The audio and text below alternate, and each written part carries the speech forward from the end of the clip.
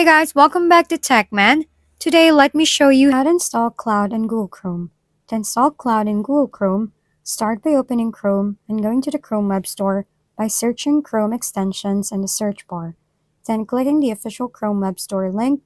Once you're inside the store, use the search bar to look for Cloud AI and press enter to see the available extensions, making sure to select the official one that shows a verified or checkmark indicator to avoid unofficial versions.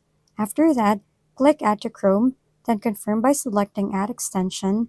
When the permission prompt appears, which will install Cloud into your browser.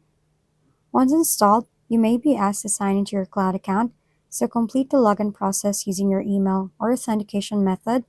After signing in, you can click the extensions icon in the top right corner of the Chrome to pin and access Cloud easily, allowing you to use it directly from your browser whenever needed for quick AI assistance.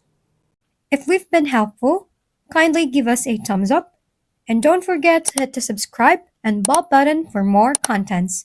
For any questions and suggestions, comment down below.